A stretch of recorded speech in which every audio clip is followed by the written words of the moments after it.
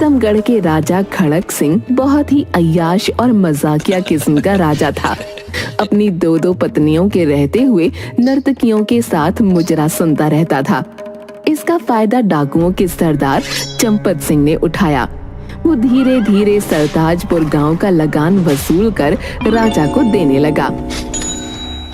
कुछ ही सालों में चंपत सिंह इतना मजबूत हो गया कि राजा भी उससे डरने लगे। वो मनमाना लगान वसूलने लगा। एक दिन,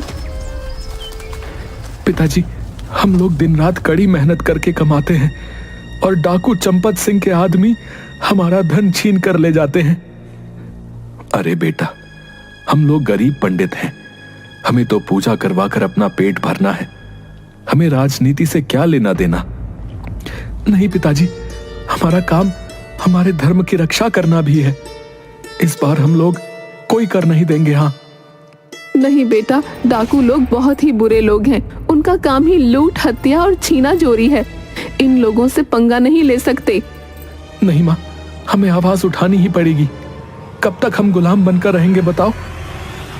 तभी जगीरा लगान वसूलने ज्ञानचंद के पड़ोसी रतन के पास पहुंचा। क्यों रे रतन, पिछली 2 बार से तुम्हारे बेटे की तबीयत खराब है का बहाना बनाकर लगान नहीं दे रहा है? इस बार कोई बहाना नहीं चलेगा। आप सही कह रहे हैं, लेकिन मेरा बेटा बंकू सही में बीमार है और इस बार भी लगान नहीं चुका पाऊंगा। रतन, मैं कुछ नहीं जानता कि तुम और तुम्हारे परिवार का क्या होगा। मुझे तो बस लगान से मतलब है, और वो तो तुम्हें देना ही पड़ेगा, चाहे तुम जी कर दो या मर कर दो। तभी बंकू को खून की उल्टी आती है। ये लो मंगलसूत्र और जाकर लाला से उधारी लेकर वैद्य जी से दवा ले आओ। जगीरा मंगलसूत्र सुनीता के हाथों से छीन लेता है। चलो, अब तक का लगान तो इससे चुक जाएगा, और हाँ, आगे से लगान के पैसे समय से देना। अभी तो मैं जा रहा हूँ, जल्दी ही दूसरा लगान लेने आऊंगा, समझे? मालिक, हमारा बच्चा मर जाएगा, मंगलसूत्र दे दो। ये मेरी सुहाग की आखिरी निशानी बची थी। मैं नहीं जानता कि कैसे क्या करोगे, हमें लगान मिल गया बस। क्या हुआ बे? एक लगान वसूलने में इतनी देरी लगाएगा तो पूरे गांव का लगान लेते लेते साल बीत जाएगा।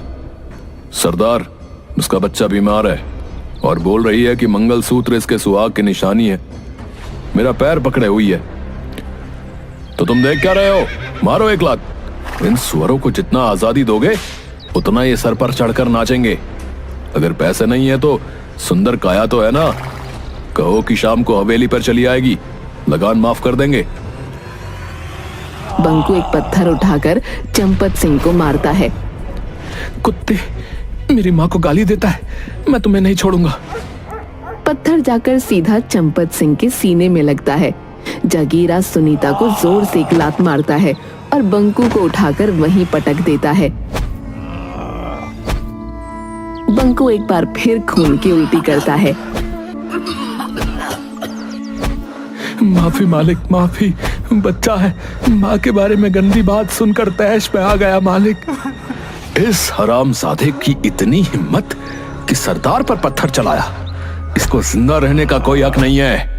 मालिक, अपना बच्चा समझकर छोड़ दीजिए मालिक, मेरे घर का इकलौता दीपक बुझ जाएगा। ठीक है, ओए जगीरा, छोड़ दे उसको। इसे ले चल उठाकर हवेली पे। दीपू का खून खौल जाता है।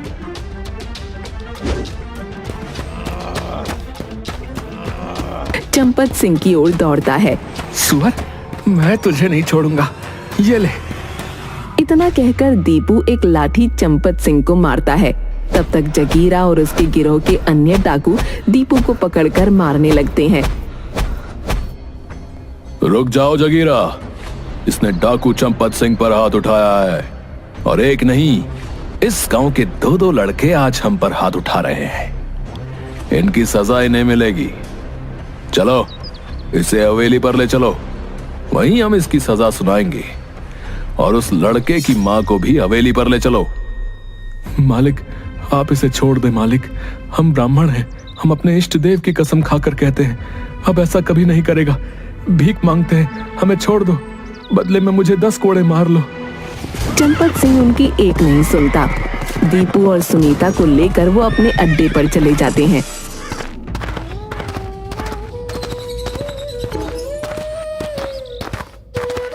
इधर ज्ञानचंद और रतन राजा खड़क सिंह के पास पहुंचकर, महाराज की जय हो। मैं सरताजपुर गांव का एक दरिद्र ब्राह्मण हूँ। मेरा बेटा दीपू और इसकी पत्नी सुनीता को डाकू चंपत सिंह और जगीरा पकड़कर अपने अड्डे पर ले गया है। साथ भेजकर उसे छुड़वा दीजिए महाराज।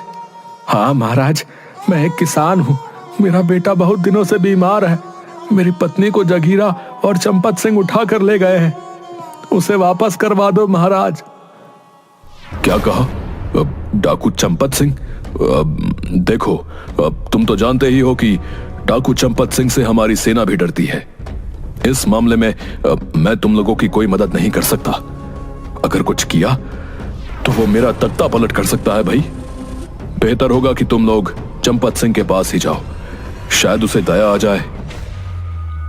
इधर डाकू चंपत सिंह के अड्डे पर, जगीरा, अरे इस लड़के को पहाड़ी पर ले जाकर नदी में फेंक दे और सुनीता को कल सुबह इसके गांव पर छोड़ आना। आज ये मेरे साथ रहेगी। जगीरा दीपू को ले जाकर पहाड़ी से नीचे नदी में फेंक देता है। नदी में गिरते ही दीपू बेहोश हो जाता है और रात भर बहते बहते एक अनजान जंगल के किनारे पत्थर से टकराकर रुक जाता है। तभी एक महान तपस्वी देवराज की नजर उस पर पड़ती है और वो दीपू को अपनी कुटिया में ले जाकर उपचार करते हैं। कुछ ही देर में दीपू को होश आ जाता है। मैं कहाँ हूँ? देवर्षि, आप कौन हैं? मैं तपस्वी देवराज हूँ बालक। तुम नदी के किनारे पड़े थे तो मैं तुम्हें कुटिया में ले आया। तुम कौन हो बालक, और नदी में कैसे गिर गए? देवर्षि, मैं प्रीतमगढ़ राज्य के सरताजपुर गांव का एक दरिद्र ब्राह्मण का बेटा हूं। हमारे राजा खड़क सिंह हैं, लेकिन डाकू चंपत सिंह का आतंक हमारे गांव पर है। उसने हम सभी गांववासियों का जीना हराम करके रखा है। दीपू तपस्वी देवराज को सारी बात बताता है। दीपू, तुमने एक निर्भीक ब्राह्मण का कर्तव्य निभाया है। हम तुम्हें वरदान देते हैं कि अन्याय के खिलाफ तुम जो भी काम करोगे उसमें सामने वाले की आधी ताकत तुम्हारे अंदर आ जाएगी। दीपू जंगलों से होता हुआ अपने गांव की ओर चल देता है, लेकिन तभी उसके सामने जंगल का राजा शेर आ जाता है। देखो शेर भैया, मुझे गांव वालों को बचाने जाना है, मुझे छोड़ दो। हाथ में आए शिकार को यूं ही जाने दूं? मुझे बेवकूफ समझा है क्या? देखो भैया, ऐसे ही मैं बहुत गुस्से में हूँ, और गुस्सा नहीं दिलवा, बता रहा हूँ, नहीं तो तुम्हारे लिए ठीक नहीं होगा। अच्छा, चूहे को भी गुस्सा आता है? तुमने एक शेर को ललकारा है, अब देख तुम्हें कैसे मैं चट कर जाता हूं, देख। शेर पूरी ताकत से दीपू के ऊपर छलांग मार देता है, लेकिन दीपू पहले से ही चौकन्ना था और पूरी ताकत से अपने मुक्के को शेर के जबड़े पर दे मारता है। शेर की आधी शक्ति दीपू में आ गई थी, इसलिए शेर कुछ दूर जाकर गिरता है। शेर की दहाड़ से पूरे जंगल के जानवर इकट्ठा हो जाते हैं। दोनों में भयंकर लड़ाई शुरू हो जाती है। आखिरकार दीपू जीत जाता है और शेर हार मान लेता है। अब मुझे छोड़ दो बालक, तुम जो कहोगे हम और हमारी प्रजा तुम्हारे लिए करेंगे। तो ठीक है, तुम और सभी जंगल के जानवर हमारे गांव को डाकुओं से छुड़वाने में मदद करेंगे। ऐसा ही होगा। चील, तुम जासूसी कर बताओगी कि चंपत सिंह का गिरोह कहां पर है। जब हम चंपत सिंह से लड़ रहे होंगे तभी तुम ऊपर से पैसों की बारिश कर देना, ताकि डाकू लोग पैसे लूटने लगें और हम आसानी से उनको बंदी बना सकें। वाह, अच्छी योजना है। मुझे तो डाकुओं का भोजन भी मिल जाएगा। बंदर मामा, आप पहले से ही सभी साथियों के साथ पेड़ों पर रहेंगे। मौका मिलते ही डाकू का हथियार उठाकर भाग जाना। गजब, मुझे भी हथियार का डर नहीं रहेगा। निहत्थे डाकुओं का स्वादिष्ट भोजन, मजा आ जाएगा। कोयल बहन, तुम्हें जैसे ही कोई गड़बड़ दिखाई दे अपनी मधुर आवाज से हमें सूचित करना।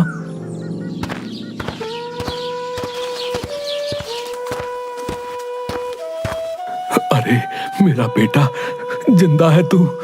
अरे ओ दीपू की माँ, सुनती हो? जरा बाहर तो आना, देखो कौन आया है।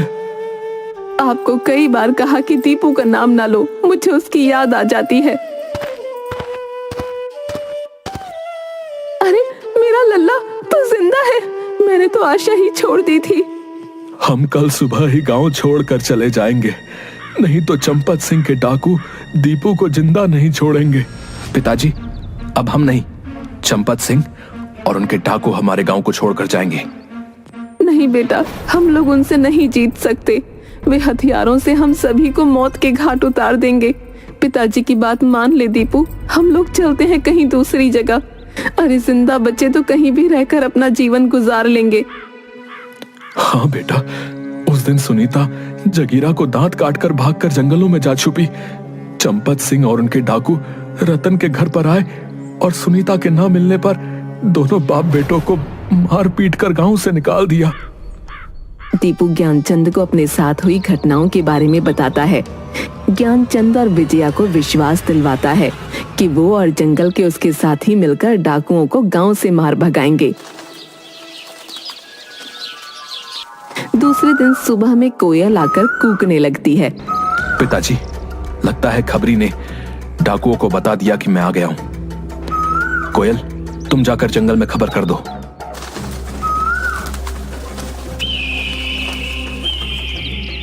तभी चील आकर बताता है कि चंपत सिंह अपने सभी डाकुओं के साथ गांव की तरफ आ रहा है। इधर कोयल के कहने पर शेर सभी जानवरों को लेकर सरताजपुर गांव पहुंच जाता है। सभी गांव वाले घबराकर इधर उधर भागने लगते हैं। गांव वासियों, जंगल से ये जानवर हमारी मदद के लिए आए हैं। आप लोग घबराएं नहीं, अपने अपने घरों में सुरक्षित रहें। बोलो बालक, अब हमें क्या करना है? सबसे पहले शेर भैया, आप लाला के घर जाकर उसे हड़का कर पैसे ले आओ और चील को दे दो। फिर सभी जानवरों के साथ छुपकर डाकुओं के आने का इंतजार करो। चलो, ये काम तो मैं यूं ही कर दूंगा। शेर जैसे ही लाला सेठ के घर में घुसता है, पूरे घर में हड़कंप मच जाता है। सारे नौकर इधर उधर भाग जाते हैं। सेठ तिजोरी छोड़कर कमरे में बंद हो जाता है। बंदर मामा जाकर उसमें से सारे पैसे लेकर एक कपड़े में बांधकर चील को दे देते हैं। तभी कोयल कूकने लगती है। चंपत सिंह जगीरा और डाकुओं के साथ वहां पहुंचता है। पंडित, हमें मालूम है कि तुम्हारा बेटा जिंदा बचकर आ गया है। चुपचाप अपने बेटे को सरदार के सामने ले आओ, नहीं तो हम तुम्हारे घर को आग लगा देंगे, समझे? मैं भी तुम ही लोगों का इंतजार कर रहा था। अरे तू क्या निकालेगा? मैंने तुम्हें बिल से निकालने के लिए जानबूझकर तुम्हारे पास खबर पहुंचवाई थी। अच्छा, तो चींटी के भी पर निकल आए। ए जगीरा, पकड़ कर लाओ उस पंडित के बच्चे को। आज सभी गांव वालों के सामने उसे जिंदा जलाएंगे, ताकि आज के बाद कोई सर नहीं उठा सके। अरे जगीरा, फिलहाल तो अपनी जान की फिक्र कर। साथियों, आक्रमण! पेड़ों पर से अचानक बंदर सारे कूदकर शोर मचाते हुए डाकुओं पर टूट पड़ते हैं और उनके हथियार लेकर पेड़ पर भाग जाते हैं। तभी सभी जानवर एकाएक डाकुओं पर आक्रमण कर देते हैं। शेर को देखकर सभी जान बचाकर इधर उधर भागने लगते हैं। तभी चील ऊपर से पैसों की बारिश कर देता है। डाकू लोग पैसा लूटने लगते हैं। अरे हरामजादों, अरे पैसा छोड़ो और युद्ध करो। शेर कई डाकुओं को घायल कर देता है और उन्हें खा जाता है। सारे डाकू मारे जाते हैं। भागता का है कमीने, ये ले मेरा फौलादी मुक्का। मुझे छोड़ दो, मुझे छोड़ दो, ये शेर मुझे खा जाएगा। वो कुछ सोच पाता इससे पहले सारे जानवर उस पर टूट पड़ते हैं। जगीरा के साथ चंपत सिंह भी मारा जाता है। गांव वालों, सभी अपने घर से बाहर आ जाओ। सारे डाकू मारे गए। अब हमारा गांव दरिंदों से मुक्त हो गया है। सारे गांव वासी खुशी से नाचते हुए अपने अपने घरों से बाहर आ जाते हैं। राजा खड़क सिंह सरताजपुर गांव को लगान मुक्त गांव घोषित कर देता है। कुछ दिन बाद रतन भी अपने परिवार के साथ गांव वापस आ जाता है। सभी खुशी खुशी रहने लगते हैं।